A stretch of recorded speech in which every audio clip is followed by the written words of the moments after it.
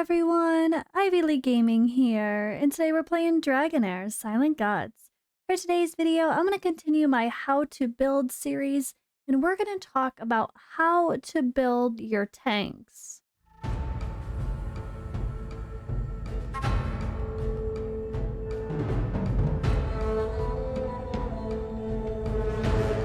So in this game, the tanks, the frontline units, they're kind of classified as defense.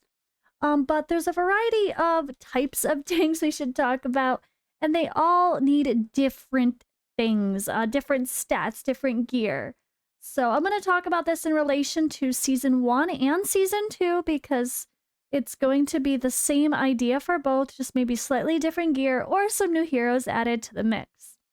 So, tanks. All right, well, in most cases, you need one, right? Let's just put that out there.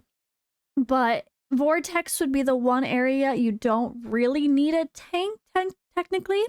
Or the end game Copper Dragon, you don't need a tank. But the good thing is, a lot of the tanks bring extra utility, like Acilia. She brings Dispel of Debuff and Debuff Immunity for all allies, right? Or, yeah, for all allies. And full board. Really nice to see. She brings extra heal, all the stuff. Really good, right? Of course, there are others like Sagomir that's really quirky. That's got this carrot he throws on someone to boost their ultimate energy really quick. He brings more to the table, plus he brings attack penalty, which is really important in a lot of content, especially any boss fight. When we come down to the epics, we have Furboth, one of our favorites. He's a tank, but he's also a great healer, and he brings attack penalty that, again, you can time with an ultimate. We have Garius, who is one of our favorites as well. He brings a full board heal, which is a huge heal. It's wonderful. And yeah, a little bit of extra utility brought in there as well. There's a lot of variety here with tanks, and luckily the game gives us some good ones right away. You get Horus for free in your Season 1, and he's a very strong tank for most content. He does have attack penalty too, but it's only 75% chance to land on his battle skill, not his ultimate, so you can't time it perfectly with bosses' skill rotations, but he's still pretty solid. And yeah, he does bring taunting and some buffs, a little bit of utility here, and he's very good at surviving some big hits. So if you're struggling with Grave of Venom, and you're using a synergy with fire and poison, or not, if you're just starting out, you need someone to survive the hit. Because of this lovely little passive here, Horus is a really strong tank. So I love Isolde as well. Oh my gosh, I love her. She is a very good healing and, or sorry, not healing. Attack penalty here and shields as well, which is awesome. And yeah, she deals a little bit of damage. Okay, defense up a little bit helps as well. Really, really good hero. Lots of interesting stuff. Don't underestimate Ripikos. He's a real beast with all of his crowd control and debuffs as well. And we're really seeing some love for him at the end of Season 1, Season 2 now. And there's some new ones added to the mix that are a little bit quirky that I want to mention. Dolk is a tank, but he's ranged. So it's a little bit weird. He's the kind of tank that you don't put on the front line, but instead you put him behind someone else. So it's a little bit confusing because usually these tanks are the ones absorbing damage and being the ones on the front line, but he is an exception to that rule. All right, so let's talk about stats, right?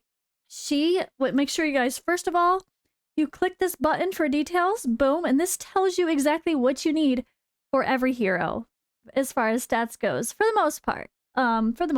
At least how their skills scale. So Acilia needs Enlightenment to heal, right? She needs Enlightenment here to heal, targets max HP, that doesn't affect her, and boom, that's it. So when it comes to Acilia, you can build her with solid HP, defense, and as much Enlightenment as possible, because her HP does not affect her heals and how she helps your team. But of course, you want her to survive. When it comes to HP and defense on a tank like this that doesn't need HP or defense specifically for their kit, I would say try to go balanced. Like, okay, she needs Enlightenment for her heals. Give her an Enlightenment chest. and then give her like an HP percentage or defense percentage glove. And then when it comes to the runes for building her, again, enlightenment for one of the runes, and then whatever one you didn't use, HP percent or defense percent, use that. Or because this game is now in season 2, it's so stat heavy with HP, and it's hard to get defense. Maybe you get enough HP because of the set bonuses, and you instead decide to go full defense for your main stats. That's something to consider as well. She is one who does not have any debuffs to place, so you don't need to worry about accuracy. But there are a lot that do. So let's bring in another new hero for season 2, Malik. He applies attack penalty. If you want him to land that anything with red or purple, you need accuracy. So he's gonna need accuracy. His damage is based on attack and max HP, which is really cool because he's got a lot in his kit. He dispels control debuffs and puts up control immunity. So control effects, I should say. Control effects are all the things that show up in purple. And there's a lot of bosses and areas in the game where you really need that, or arena. So he's going to come in handy, especially with the Continental Challenge bosses and the endgame Otherworld exploration. But I'm already building mine now. I love him. I can't wait. But what I love about this guy is a lot of his kit is based on his max HP. So he is a tank, and yes, he has some attack in his kit.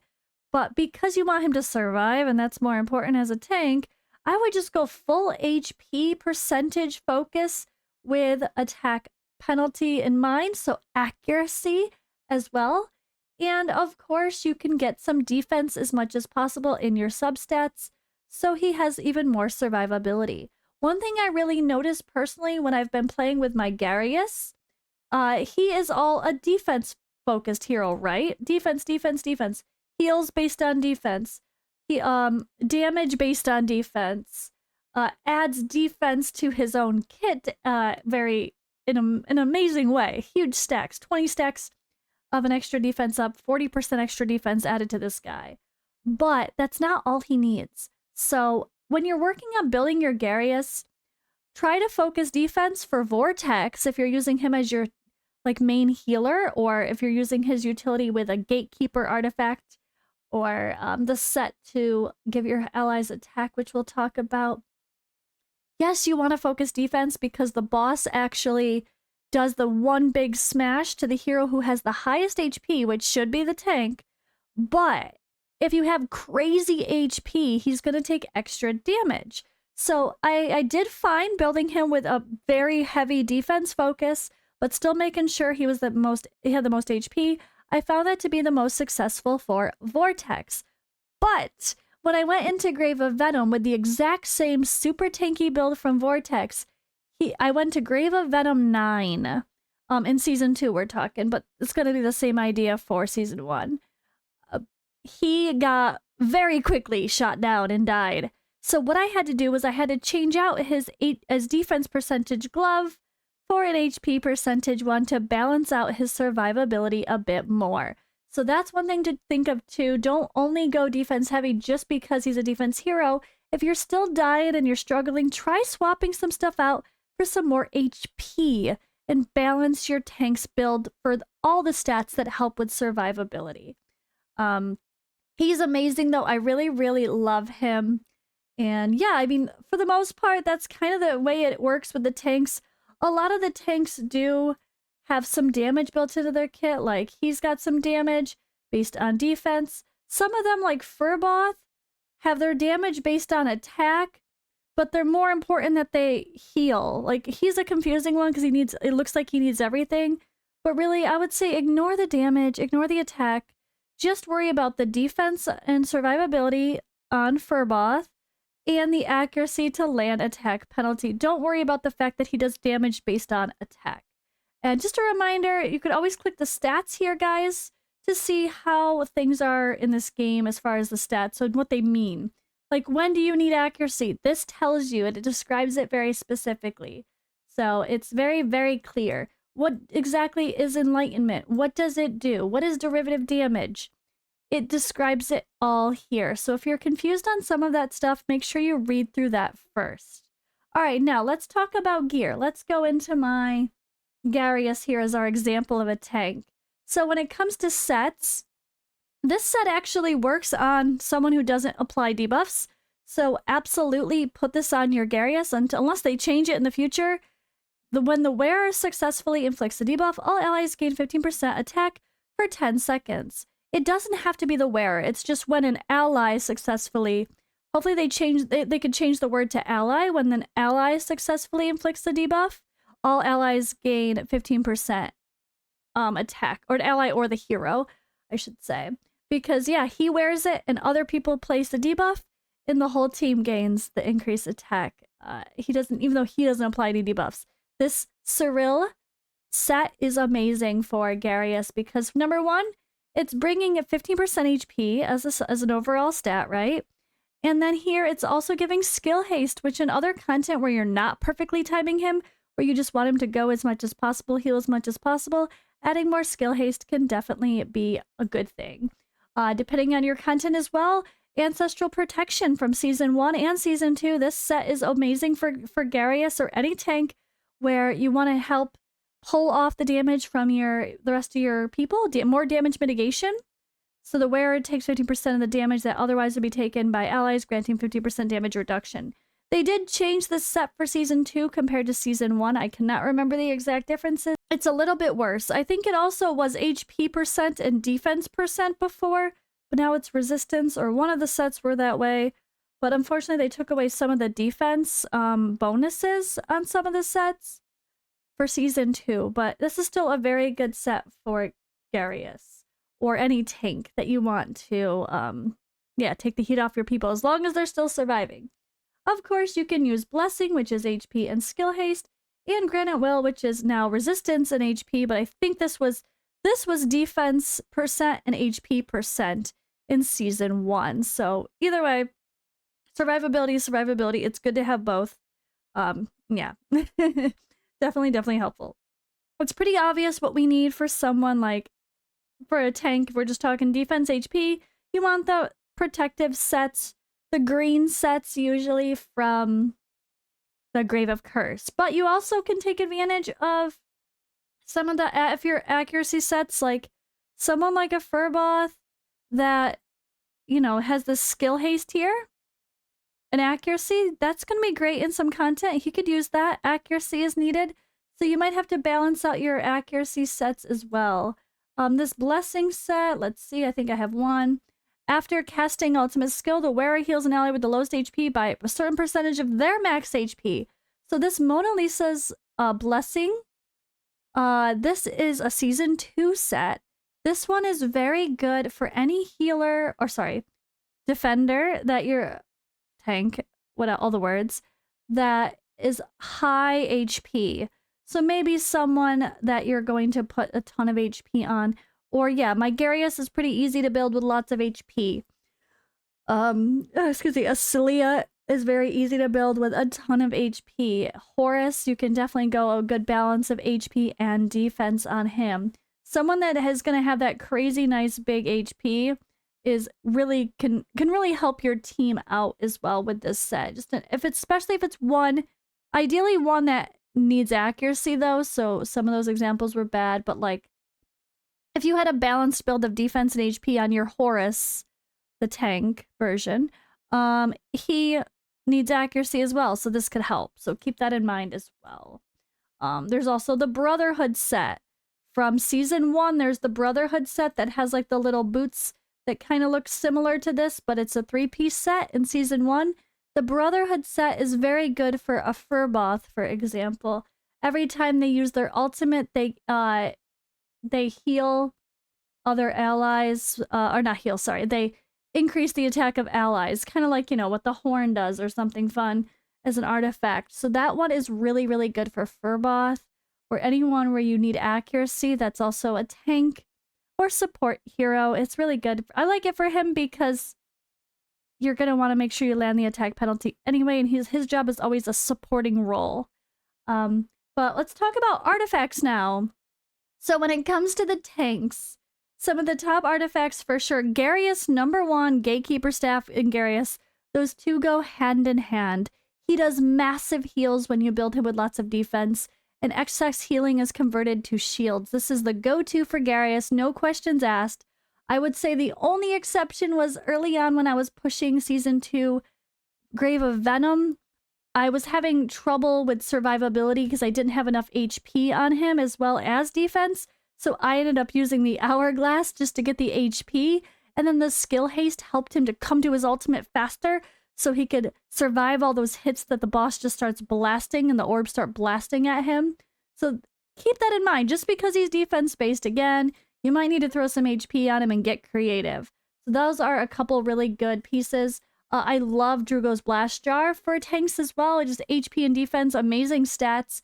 Plus gives a little extra fire damage as well. And like when it comes to other legendary ones, there's a lot of amazing legendary artifacts for tanks.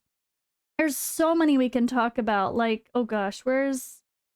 This one is really cool. Iron Maiden. The wearer gains a shield every X amount of seconds when it's destroyed. The wearer locks on an enemy who dealt the most damage to the shield and then inflicts them with attack penalty for 10 seconds. The problem is it's not up as often as you'd like, but if you're hurting for some attack penalty in your team, it can help. It's just not ideal. I know we did some testing and it really, I don't know, it wasn't as like helpful in something like Vortex as we really thought, unfortunately, but it's still really good. Really, really good. Shield granted by the wearer to an ally also reduces damage done to the ally. So for someone that puts shields up, this Aurelium Vest is amazing. This can help mitigate damage on all your allies. If you're someone like a Soul Day, right? HP, defense, shields. This has a Soul Day written all over it. But there's a lot of survivability type stuff here, even better than some of the damage stuff. But yeah, let's go to the other ones, the epics and stuff instead, to talk about those. So when it comes to the epic artifacts for defenders, the Scarab Amulet is highly used, really helpful for keeping someone alive. And I see the Platinum Shield used a lot. And things like Arena, especially where you're going to be getting some big AoE damage, that can be really helpful. The Mask is great for each type of buff the wearer has. Their damage taken is reduced, so you get like a damage reduction up to 15% if you're someone who has a bunch of buffs added to you. And then there's this new one as well. Where is it? The Brobe. When the wearer takes damage for every buff on the attacker. So if you're going against an enemy that has a ton of buffs, this you can benefit from more damage mitigation. There's also the Tiara, which is another really strong one for anyone who's giving a shield out. The wearer grants up to 15% more shields, defense, and enlightenment. This would be great for someone like Udicotl, for example, that I did a video on. She would be great in this. She needs enlightenment, and then can add to her shields, which are based off of enlightenment. This would be great for Adolphus, a Soul Day, any of those people where you really have a need for improving your shields. There's a few others, but I think overall those are the strongest ones. Unless there's something like this where you really want to boost how fast they're coming back to their ultimate or how fast they're coming back to their battle skill, then these can come in handy as well. When it comes to the rare ones, we know Banner of Oath is a really strong one. Take this to level 20, 25% extra defense added to them, period. That's a lot of stats, along with some extra bonus stats here too. It's a really, really good one. And then there's like the Heart that can give you some extra HP, 20% extra HP as well. So interesting artifacts that can be quite helpful. I guess like some of these are a little too niche, I would say, to worry about overall besides that. But I think that pretty much covers the artifacts. But yeah, I hope this discussion was helpful. The tanks are a really important part of the game for sure, but you don't always need them. But when you do have a tank, you want someone that gives you more than just soaking up damage. You want someone that heals, that applies attack penalty, that cleanses debuffs, someone that does something else. So keep that in mind when you're looking for your best tanks to use. And I'll see you in the next video.